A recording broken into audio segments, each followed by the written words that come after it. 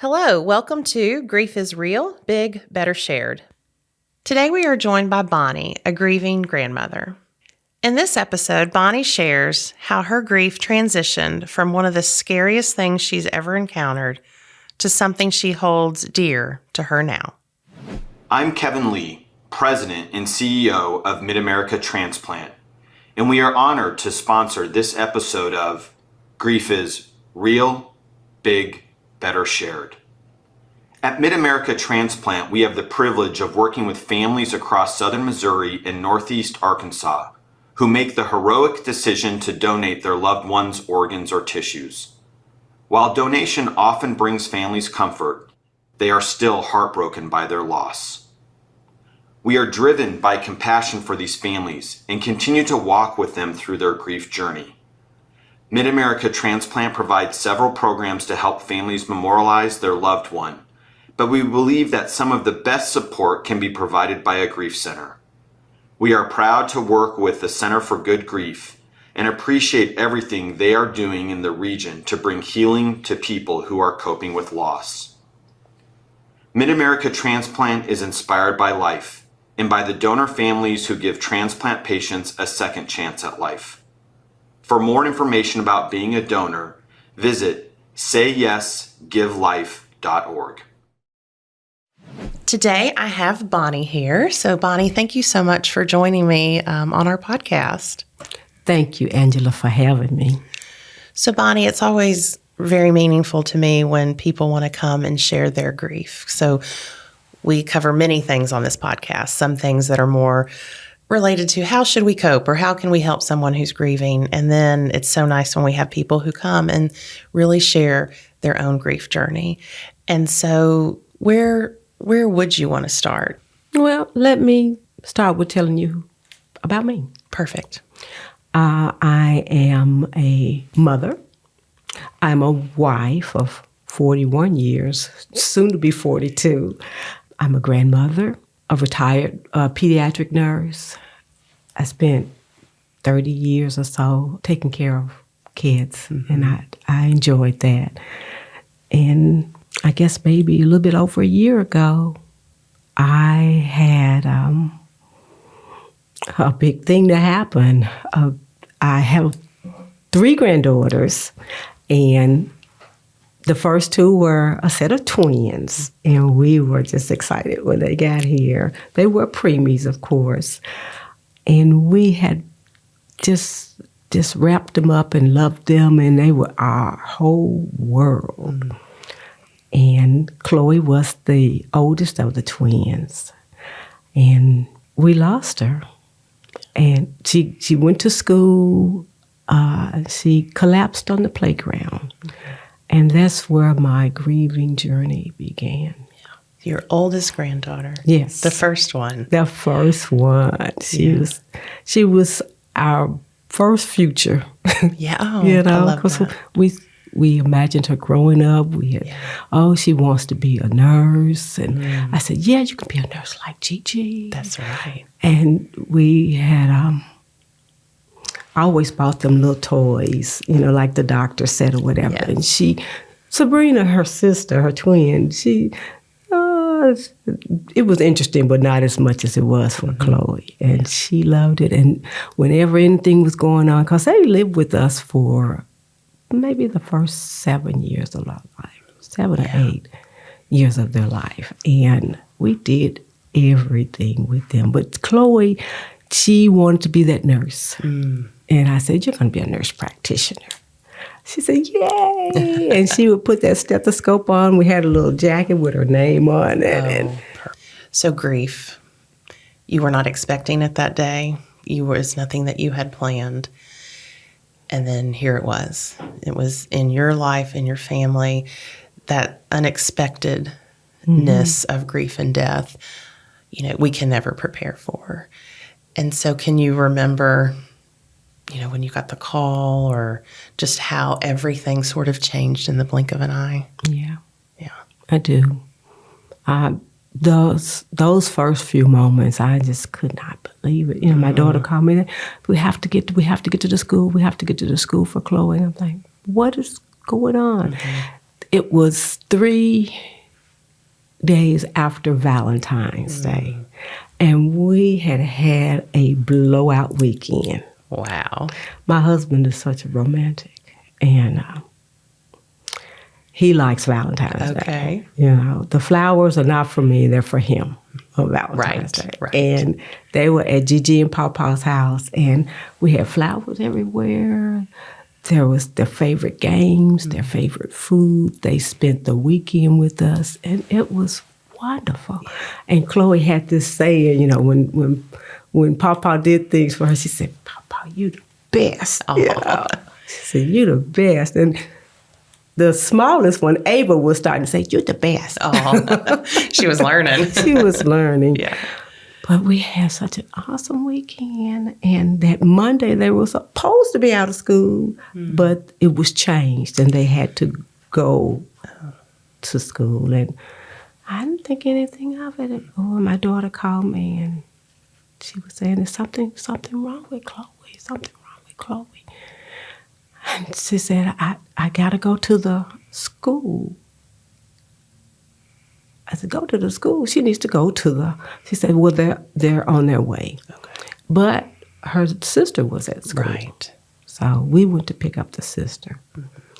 And we didn't tell her anything. Yeah. We just told her we're going to go and see. Yeah. And we went to my old place of employment. Did you? Yeah.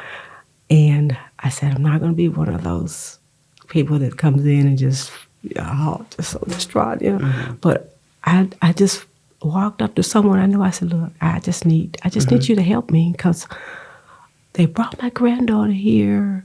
My daughter's back there, but I don't know where she is, and I just want to be able to." And it usually I know, because I've been in that situation. Right. If they're taking you to this other room, then something else has happened. Yeah. And I said, "Why do we have to?" I said, "No, I want to see her. I want to see my daughter." And I told her, I said, "It's important." And I had worked with this person, before. She said, "Just hold on. I'm going to help you." And when she came back, and she ushered us back, and I knew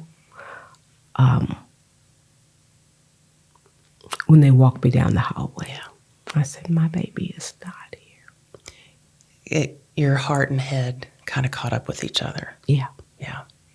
Because like you said, you knew. But it's like, But you weren't there as a nurse. You were there as grandmother. Yes. Yeah. Yes. Which I think is something that I wanted to talk about, because you're a grandmother, you're a grandparent, and grandparent grief sometimes gets overlooked or it's not understood, and grandparents hold so much. One, you hold your own grief for your granddaughter, but then also grief for your child who's grieving the death of her child, and what you were talking about, the hopes and dreams and the next generation and things like that. So I really appreciate you being here, because I think grandparent grief is something that is so important to talk about because of all of those. I agree. My daughter, she's my baby daughter, and she's a mother, and she lost her baby. Yeah. And I'm her mother. Right. And I see her hurting. Yes. And then I have this other split thing saying, "But this was my grandbaby. This was my first grandbaby." And I have to stop myself from being like, "Oh, we're going to do this, or we're going to have to, this should be done." Yeah. Because I'm a mother by proxy, I guess. Yeah, right. But I didn't want to be intrusive. And I could see things that should be done. Right. I could see the process of things. And my personality and how I would approach it is different than hers. Yeah. And how I'm processing it was different than hers. And I had to remember, this is how she processes things, and I can't. Right. She's not a child. She is my child. But they were all my children. Right. So Right. I had to learn how to step back and watch her do the grieving and be supportive of her while she's grieving. That's so healthy. It's unbelievably healthy how you're describing that. It's also very, very hard. And I imagine some days you were probably really, really good at it, and other days were a struggle because Most days I wasn't good. because you see it. You see, I know, like your head knows all these things, but your heart is really screaming at you with your grief. Yeah. I agree. How did you navigate those things? It sounds like you learned that to step back was an important process. I was given a lot of tools through good grief because I just wanted to.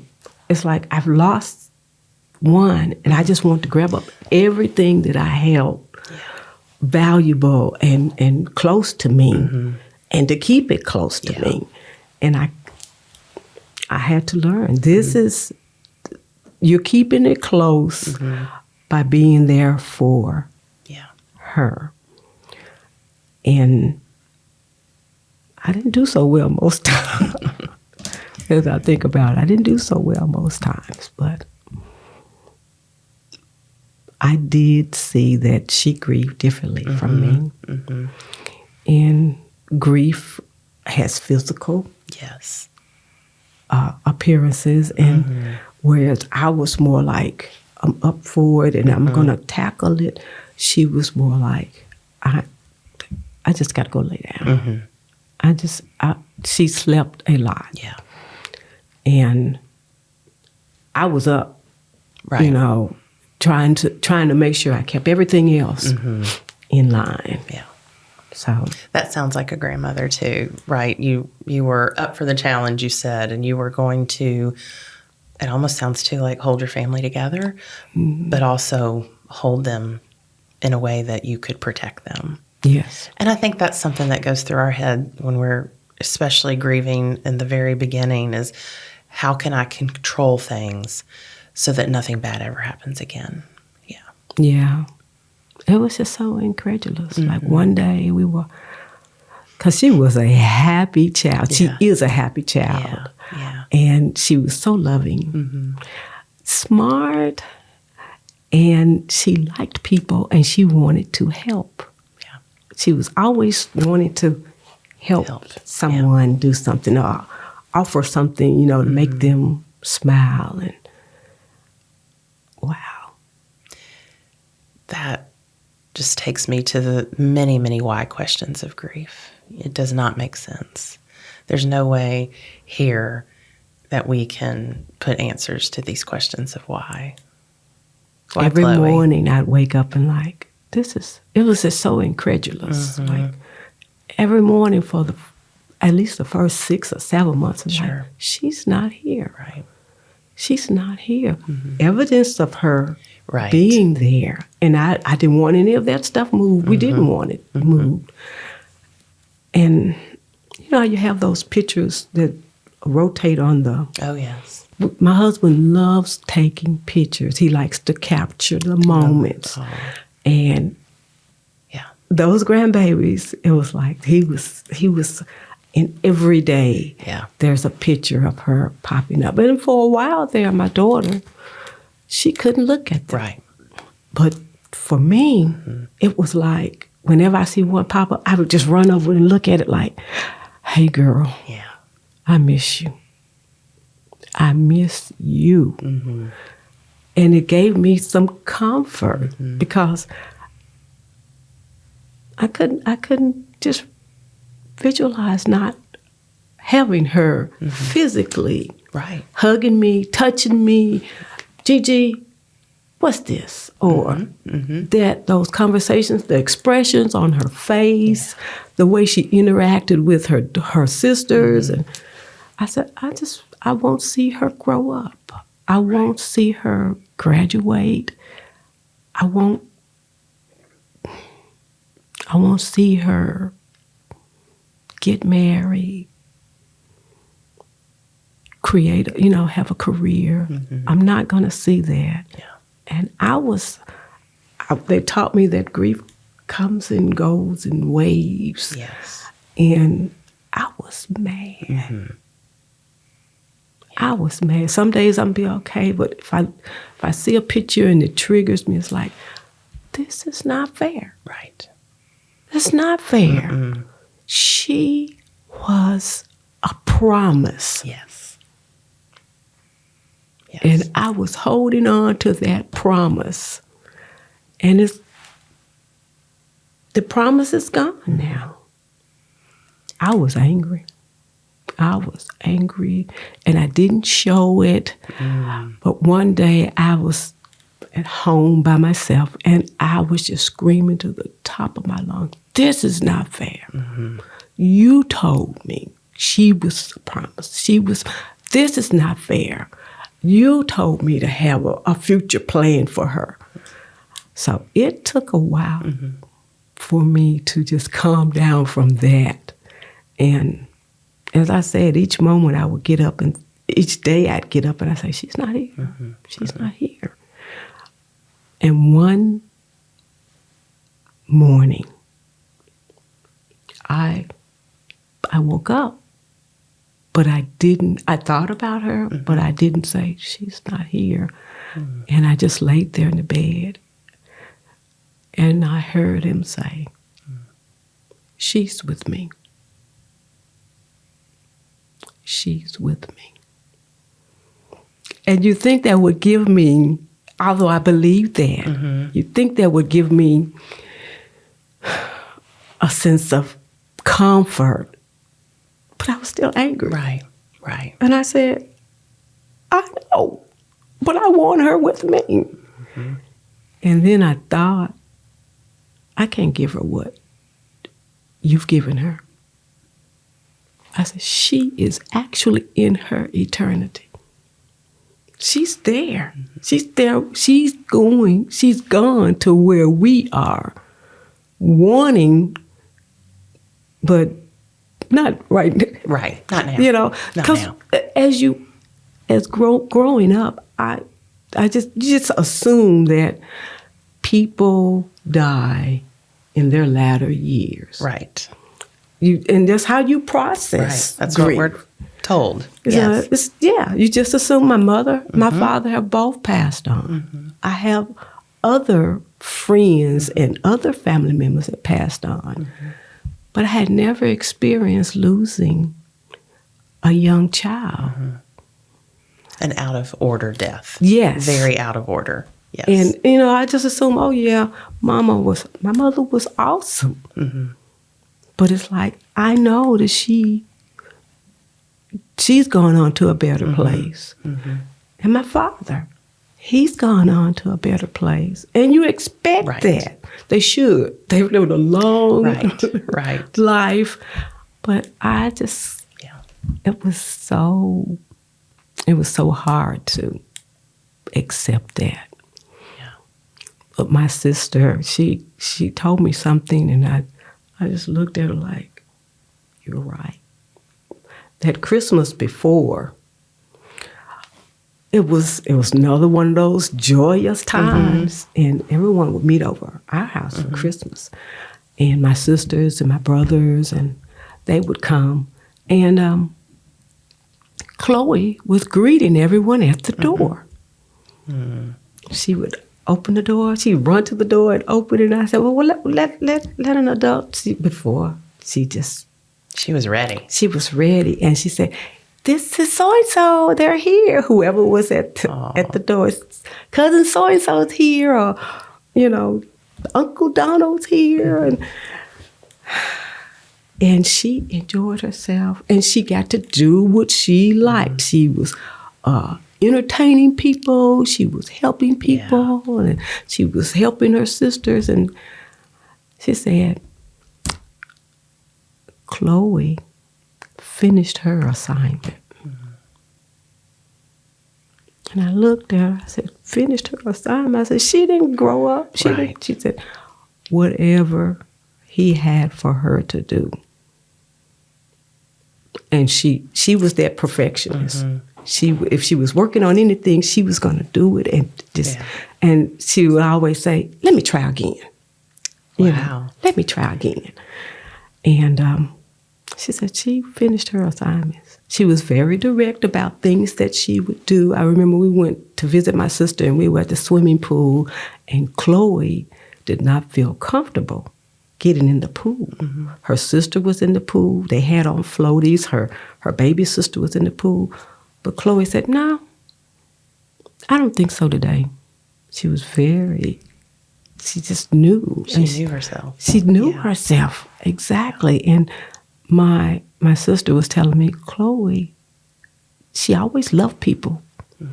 And she showed love, and she cared about people.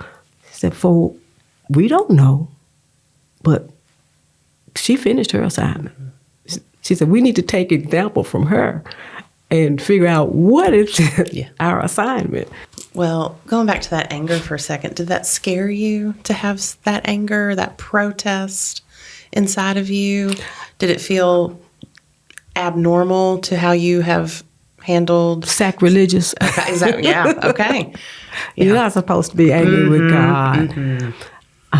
Going against how you were raised with that, with that faith. Yes. Yeah. It's like you just obey. You don't ask the questions, whatever. But because I heard you say, I was angry, but I didn't show it. Because showing it would be what?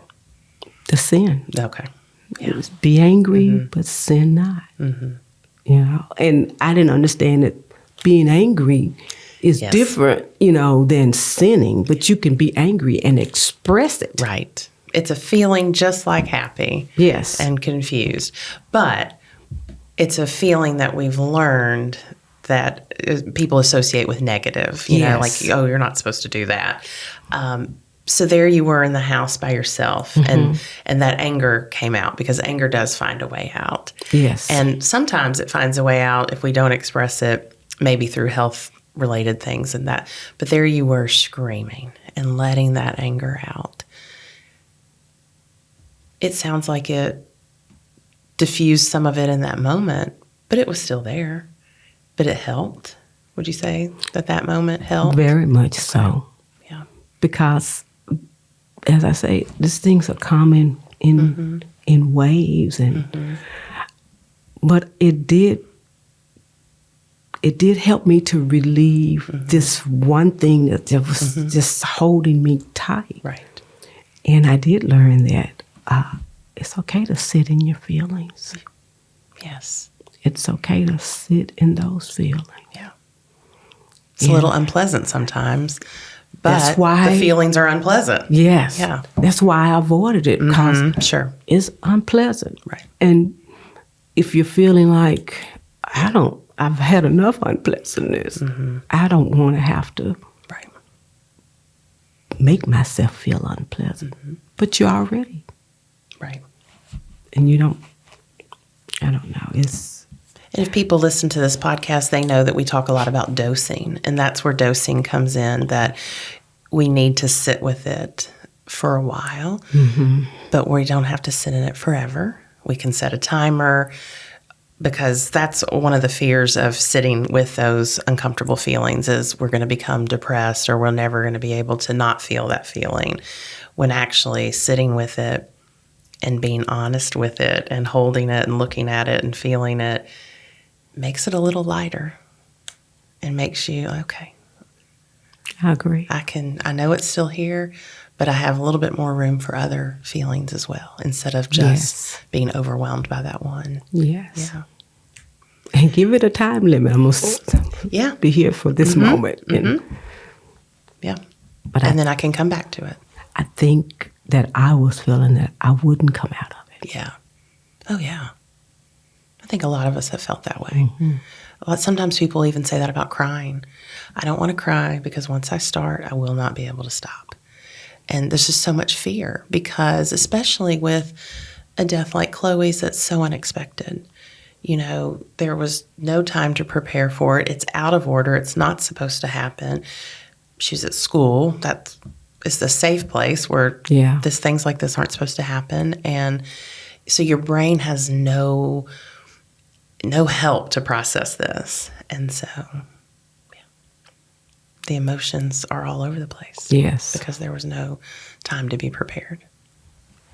I want to mention also, you were talking about how your family grieves differently. Mm-hmm. Isn't that surprising sometimes? Yeah. Yeah. I know in my own family, several times I would look at family members like, what is wrong with you? Why don't you feel like me? You know?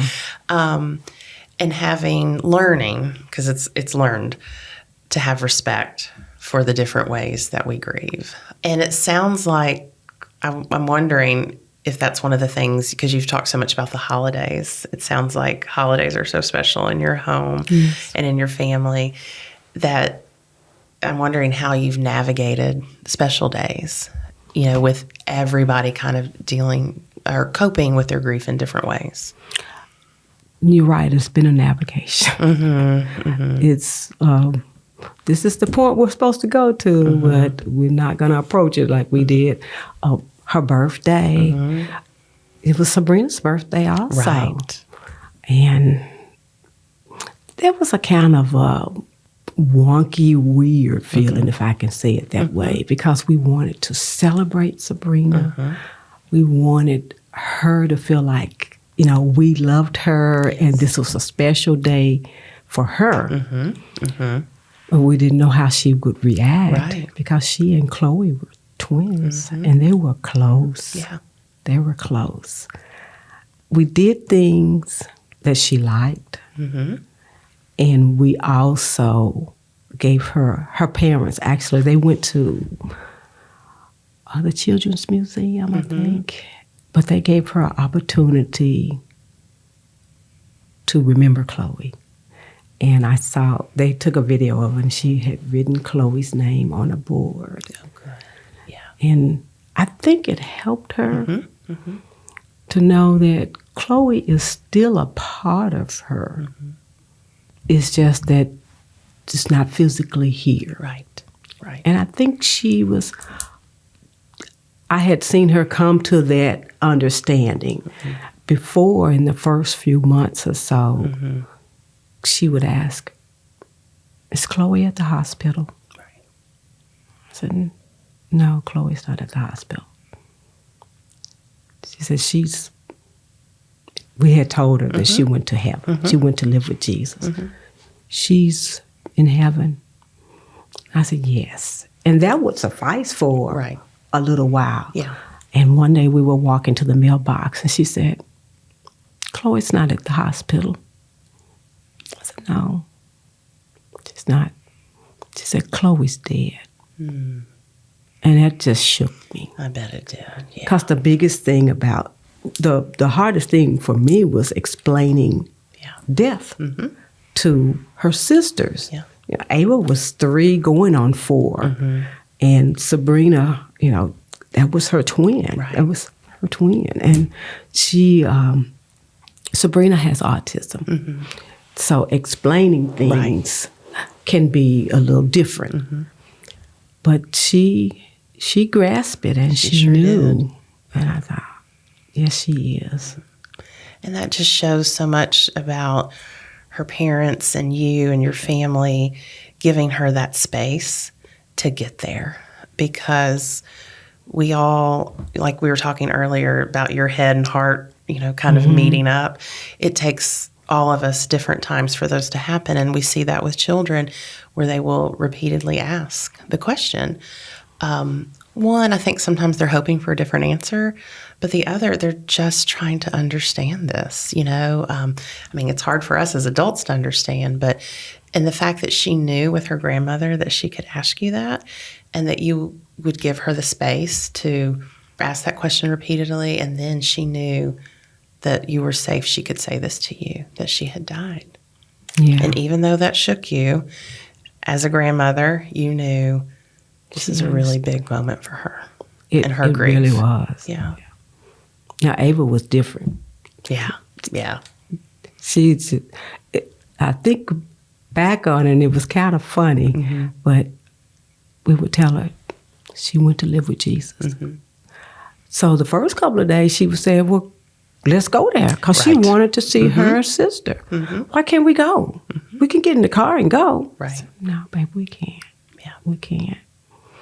And then she was saying, he took her? Mm-hmm. Yeah. And it was like she was upset. Mm-hmm. There is somebody out there taking children. That's right. There was her protest, like yours, Yeah. They took How dare him He's take. taking children. Mm-hmm. We need to do something Right, about it. right. I thought, no, baby. Yes. But Yeah. now, just like last night, she said, I miss Chloe. Mm-hmm. But through good grief, Mm-hmm. through that play therapy, Mm-hmm. she and her sister were able to come to an understanding that Chloe's not with us, but she still is with us because, and Yes. Ava tickled me because we have this little locket and it says, always in our hearts, and it's a picture of Chloe. And one day she was she was in the car seat and they were going somewhere and there was a deer coming across the road. Mm-hmm. And we've been saying to her, always in our hearts. She's always in our hearts. And I guess she must have gotten frustrated with that phrase. Because the deer was crossing by the road. She said, that deer better get out the way or else he'll end up being always in somebody's heart.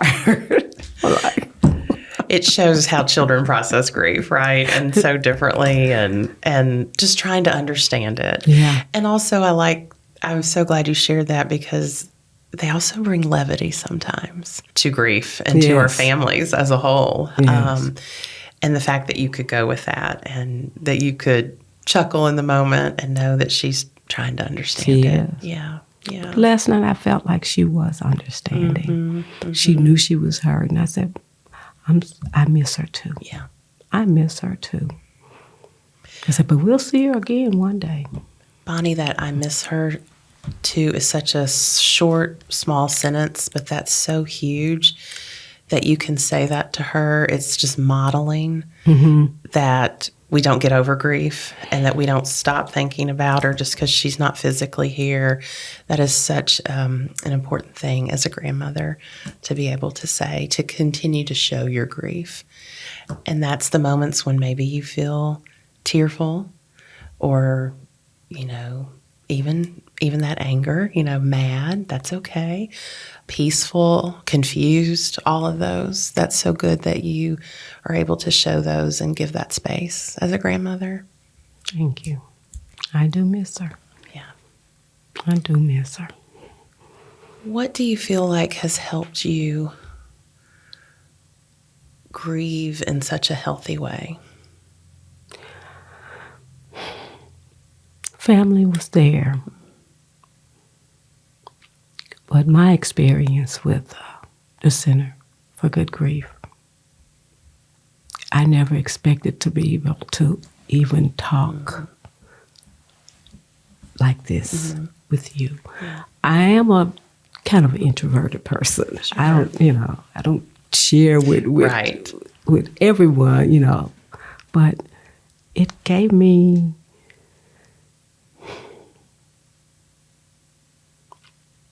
a place where I could think about what was going on with me, what I was feeling, what I believed, how do I wrap, because it was different for me now.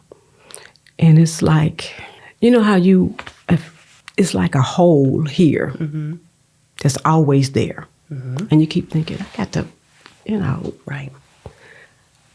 It taught me those times of being able to express myself and to explain to me at times what this is how grief affects people and this is how most people process it. Not that you're going to be like everyone else, Right. but these are some things for you to have in mind and be thinking about.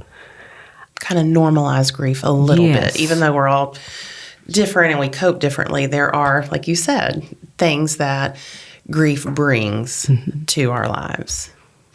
I had to learn that spot is there. That hole is there. Right. And my brain is trying to figure out how do I function with that? Because Because it's there. It's there. Yeah. But it wasn't there before. Right. So you got these Right. sensations and feelings that it should be this way. But it's not, because I got this thing here. And you're learning how to live with this thing. And your brain is rewiring itself Right. to include this thing that includes an absence of something that you held dear. Right. And it's like, whoa. So I like how you're describing this thing. I want to call this thing grief. So I'm going to ask you, I don't know, this is just coming to me. If you had to complete this sentence, so thinking about that thing that came to you that day that Chloe died, that you were not expecting, you didn't want, you got this. Grief. Grief is... My first thought that came to mind, grief is a monster. Yeah. Yeah. Is a monster, this big, scary thing that looms up. And it's like, what do I do with it? Why is it here? That's Big grief. scary monster that makes you frightened, and then there's that protest again, that why. Yeah. So if we go with that, monsters, what it would look like. What does grief sound like? In the beginning, it sounded like wailing. Like you just, like that moment I told you I had, I just let it just all out. And it sounds like that wailing. But now, it's like, it's gone from the wailing down to moans, or whimpers. And now it's like I'm exhaling and inhaling. Okay. And I'm hoping that it gets to where I'm not going through the emotional. Right. The extremes? Yes, extremes with it. So you said then it was the monster. Grief, what would grief be now? Like today, just here with me. Is grief still that big monster? It's not a monster. It's more like that sentimental piece of something that you had that reminds you of this person. Not that you don't believe this person exists anymore. They just don't exist to where you can touch them, hold them. You can still talk to them. They may even talk to you. I don't know. But... So you said something sentimental. I heard what resonated with me was precious. Yes. Okay. Yes. Precious. Something that little precious something that okay. I hold you dear. I hold you dear. You're still a part of me. So I wish everyone could see you, because when you described the monster, you physically leaned back in your chair and looked up and put your hands up like you would if a scary monster was approaching you. And then now, as you're talking about precious, you were holding your hands out in front of you, cupped together, just truly like you were holding the most precious thing. So that's pretty much how you described your grief, because you didn't get a warning. You didn't know this was going to happen. It's out of order. So it was this big, scary monster. You've been working on your grief every day since then. You've been holding space for it and your family and trying to find a balance. And now your grief is described as this precious part that you hold near and dear. That is quite an evolution of grief. Or I don't know what else to call it, to go from those are extremes, right? Very much Something so. that you didn't want, that you're afraid of, that you're scared of, to something now that you're not going to put down. You're going to hold on to it, which I think is so hard for people to understand, how grief can become a precious part of us. Yes, Yeah. a part of you. That's how I feel. This is a part of me, and I want to hold it dear. Yes. I want to keep it precious. Yes. And I can. I don't have to run from it. I don't have to say, "Oh, it's so horrible." I've gone through that. Yeah. Right. But there is this important thing that I'm holding, and I'm going to keep it. It's a part of me. People get confused. Sometimes I'll say we have to befriend our grief, and that sounds like the last thing any of us want to do, right? Yeah. Well, of course we don't want to. If we'd been given the option, we would not have selected this, No. right? But that's what I hear you, is that you have spent a little over this year befriending your grief, and you've held it so that it's gone from this big scary thing to something very precious that, what you just said, you want to carry with you. Yes. And I think that's a result of your hard work with your grief, learning ways of mourning. I've heard so many ways of mourning just sitting here talking with you, how things that you've done for yourself and your family. Because again, yes, there was protest and anger. You did not want this. This is not right. It is out of order. But it was yours, and it happened. And I just have this visual now of this big, scary monster to this most precious, precious part of you, because Chloe is a part of you. She is. Yeah. I really don't think I could have made this journey the way that I have. And you described it. It was a big, looming thing to me. And now I just hold the preciousness of it. I don't think I could have gotten through that. And I was looking for some help without the Center for Good Grief.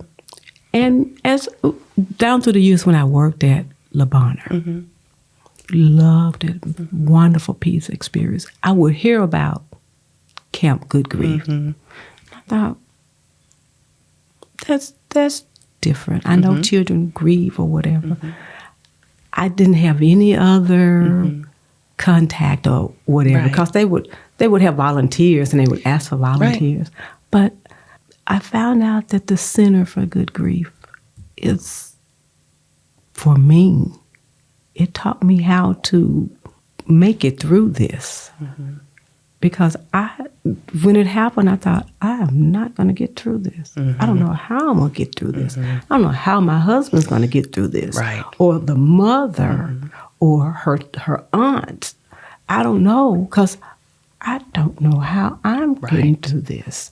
And I was asking, I assumed, that they had something for the children because of Camp Good Grief. Right. But I'm thinking, what do I do? Yeah. And you think about your church or whatever, but I didn't find it there. I did not. And one day my daughter said, "Mom, I've called, and I made an appointment, and you can too." And she was going. I said, "Oh, that's good for her. Yeah. That's good for her." Yeah. But I needed it, and I found it there. I could go and I could express myself, and I was given the tools to get through it, because I am the go-to person. Yeah. It sounds like it. And I didn't have the go-to tools for me. Right. In this moment, my family loved me. They were praying for me. They were going through grief also, because it was like, little Chloe's gone. But it helped me navigate. The counselor allowed me to see and to gave me the tools. And I'm thinking, I couldn't have made it. Not at this stage. I couldn't. It would have still been the looming monster. Yeah. It would have still been the looming monster, and I'm very grateful. I appreciate you saying that. Every single one of us at the Centers for Good Grief consider it an honor to do this work. I mean, it's hard work, but it is an honor to meet people like you and people who want to do this work. You want to figure out, how can I live with my grief? And that is our goal. Our goal is to not get anyone over anything or to move on. It is really what you described is, how can we get to it, our grief being seen as this precious little thing that we actually really do want, versus the big scary thing that's controlling us. Yes. So it is an honor. And I hear so much about you too. Again, I think as a grandmother, how important you knew it was that you get the tools, because you are the go-to person. And we can't pour from an empty pitcher. And a lot of times we know as women and grandmothers and mothers, we have to take care of ourselves. And when we take care of ourselves, we can take better care of our family. It sounds like that's what you got. Thank you. Yeah. I was going to ask you, one thing about this podcast, I think that is helpful to people is just to hear other grievers and to know that they are not alone, and that people can befriend their grief and it can become precious. What do you think is most important for maybe a new grandmother who's grieving to hear today? What would you want her to know about grief? What I would want her to know is one thing: she's not alone. Mm-hmm. There is a community out there for you. And also, through a place like the Center for Good Grief, you can actually grow. Grow through this. There's accepting the loss of a loved one is hard. Accepting the loss of a young loved one, it generates so many whys, and you get to understand more or better, because no one can tell you why. But it gets you to that point where you can recognize those feelings, work with those feelings, how you can have the tools to get yourself through this. Because it's a process of going through. Right. It's not like you're getting over it, because it's always with you. Right. Bonnie, it has been so nice to sit with you. I wish that we were sitting anywhere else and talking about anything else, but we know that grief comes with our lives, and I just appreciate your vulnerability today to come and share Chloe with us, and your grief and your faith and your overall grief journey. I just appreciate the time with you so much. Thank you. You're welcome, Angela. I want to thank you for giving me this opportunity to share, to let it be known that you can get through this. You can come out a stronger person, because this is something that can crush you. And it does. I've known people who, they did not deal with the grief. Yes. They did not face it. They did not even give it a place. Right. And it's always something that keeps them not going, doing things or living. Right. So I appreciate the opportunity to share, and I appreciate the Centers for Good Grief. Thank you, Bonnie. Grief does heal. let me say that again. Grief does heal. But like we've said, grief demands attention and care. It also needs support and patience. Remember that your grief is a reflection of your love. You are not alone. The world is full of many grievers like you. You can learn more about us at www.baptistgriefcenters.org. You can check out our YouTube channel, Baptist Centers for Good Grief. You can check out our podcast wherever you get your podcast. Also, know that you can reach out and let us know if there's a topic that you're interested in learning more about.